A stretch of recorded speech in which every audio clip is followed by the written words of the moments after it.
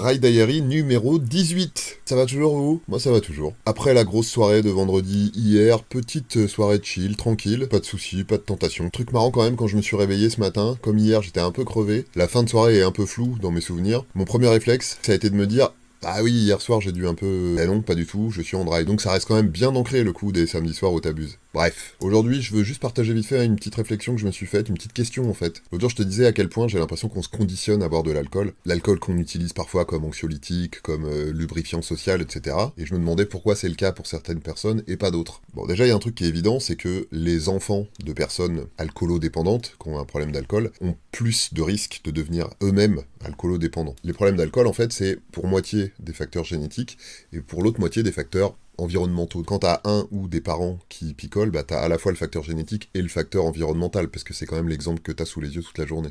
Moi c'est mon cas, mon père était alcoolique. Donc même sans parler d'alcoolodépendance, juste le fait d'avoir eu des parents qui buvaient beaucoup, bah ça a fait rentrer l'alcool non seulement dans tes gènes, mais dans ton quotidien. Donc tu y as plus facilement recours après. Alors attention, ça veut pas dire que parce que t'avais un père alcoolique, tu es toi-même alcoolique, mais quand même avoir un parent qui a des problèmes d'alcool, ça t'expose toi-même à potentiellement des problèmes d'alcool. Ne serait-ce que avoir du mal à gérer ta consommation. Pour moi, le plus important c'est 1, en avoir conscience, 2, trouver l'impulsion pour essayer de questionner un petit peu le truc, et 3, trouver les ressources pour essayer d'arranger les choses. Et toi, tu t'es déjà posé ces questions-là? Allez, à demain!